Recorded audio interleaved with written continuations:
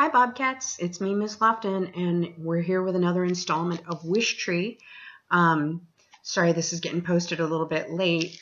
I had trouble with the recording I did yesterday, so I'm re-recording it today.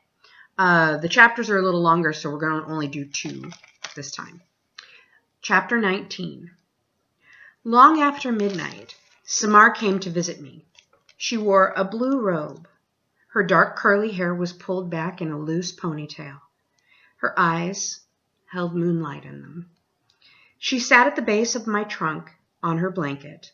She didn't look at the carved word or the splinter of moon or the blue and green houses. She just sat quietly and waited.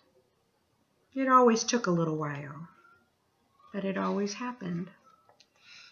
One by one, the babies ventured out to see her. Harold was first, flapping awkwardly down to the ground. The raccoon babies, you were next. Raccoon mothers are notoriously forgetful, so they don't really bother with traditional names. And then the possums, the skunks, they all came. Samar sat perfectly still. The babies circled her, and together they sat in the shimmer of moonlight and listened to my leaves rustle. Bongo settled on Samar's shoulder. "Hello," she said in her crow version of Samar's voice. "Hello," Samar said, echoing the echo. Bongo squawked, and Samar jumped a bit. Even Bongo's quietest caw is a bit on the harsh side. Bongo flew up to my smallest hollow and poked her head inside, her tail feathers still visible. With something shiny in her beak, she returned to the ground in front of Samar. Gently, she placed a tiny silver key attached to a long, faded red ribbon in Samar's open hand. "It's beautiful," Samar whispered. "Thank you." Bongo bent forward, wings spread in a sort of bow. It was, in crow circles, a sign of great affection. I'd seen that key before. Bongo had inherited it from her mother. Crows live in extended families, and they pass information across generations. It didn't surprise me that Bongo still had the key, or that she had decided to give it to Samar. In the sweet calm, surrounded by everything I loved, moonlight, air, grass, animals, earth, people, I wondered, with a pang, how much longer I would be able to savor such moments. I wondered, too, if I'd done enough for the world that I so loved. It was something I'd asked myself before, but impending death has a way of focusing your attention. Sure, I'd provided plenty of shade, made oceans of oxygen for people to breathe. I'd been home to an endless parade of animals and insects. I'd done my job. A tree is, after all, just a tree. Like I told Bongo, we grow as we must grow, as our seeds decided long ago. And yet, 216 rings, 864 seasons, and still something was missing. My life had been so safe. Upstairs, a curtain in the greenhouse moved. Behind it, Stephen was just visible, watching us. I knew what he was thinking. One of the advantages of being a good listener is that you learn a great deal about how the world works. In Stephen's eyes, in the way he'd looked at Samar that afternoon, I saw something I'd seen many times before. A wish. Chapter 20. After Samar left, I felt restless. Restlessness is not a useful quality in a tree. We move in tiny bits, cell by cell, roots inching farther, buds nudged into the sunlight. Or we move because someone transplants us to a new location. When you're a red oak, there's really no point in feeling fidgety. Trees, as I said, are meant to listen, to observe, to endure. And yet, just once, before I said goodbye to the world, what would it be like to be something other than passive? To be an actor in the stories unfolding around me? Maybe even make things a little bit better. Bongo, I said softly. Are you awake? I am now, she grumbled. I have a question. I'll get back to you in the first thing in the morning. How does friendship happen? Bongo responded by snoring.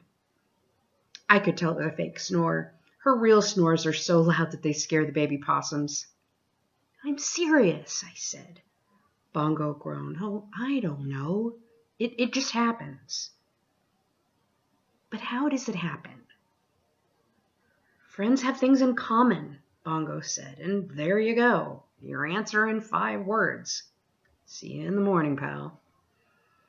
I thought about her reply. But what do you and I really have in common when you get right down to it? And with a loud exhale, Bongo flew to the ground. Okay, I'm thoroughly awake now, thank you very much. What's this all about? Just an idea. Here's an idea for you. Ideas are a bad idea, said Bongo, especially if someone is in busybody mode. I'm looking at you, Red. Back to my question. Why are we friends? Okay, fine. Let me think on it a minute. Bongo walked in a slow circle around my trunk, considering. I love the way the birds move. So unlike trees. We bend with the wind. We're graceful and unhurried. Birds, on the other hand, move in flits and twitches. Their heads whip from side to side as if they'd just heard astonishing news. Bongo paused. Well, to begin with, you're my home, and I'm your tenant. But that's not really a reason for us to be friends. I've had tenants that I wasn't particularly fond of. It was that squirrel. What was his name? Squinch? The one with the bad breath? It's not important. I knew it was Squinch. Bongo, I said, please focus. Bongo gazed up at me. We're friends because we're friends, Red. Isn't that enough? Her voice was small and sweet, not her usual get-to-the-point crow tone. You're right, I said, but suppose 2 people needed to be friends. How would you make that happen? Maybe get them together doing something. They yak, they share a laugh. Voila, friendship. Am I right? I don't like it when you Hmming leads to ideas. You can go back to sleep now, Bongo. Thanks for talking. You're a good friend. Likewise. Bongo flew back up to her nest. Hey, you be sure to let me sleep in. Bongo? Now what? One more thing. Why do you think people can be so cruel to each other? It's not like the rest of us are exactly angels. Last night I saw Agnes eat a whole lizard in one bite. Agnes, the barn owl who lived with her nestlings in my highest hollow, flapped her wings in annoyance. Hey, a girl's gotta eat. And you're a fine one to talk, Bongo, she said. Is there anything crows won't eat? My point, Bongo continued, is that the world's a tough place. It doesn't matter if you're a bunny or a lizard or a kid. And with that, Bongo started snoring. For real this time. But I was still wide awake. Ma, what's that horrible noise? Came the startled voice of a baby possum. That's just Bongo sleeping, her mother replied. Bongo had been right. I was hatching an idea. She'd always said I was a busybody. not to mention an optimist. An optimistic Budinsky. Well, there were worse things. Trees are the strong silent type. Unless we're not. Okay, that's it for Wishtree. I hope you're enjoying the book.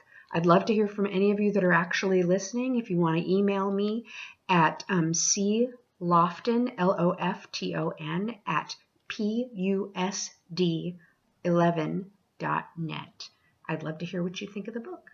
I miss you all terribly, and I hope you have a fantastic weekend. Bye!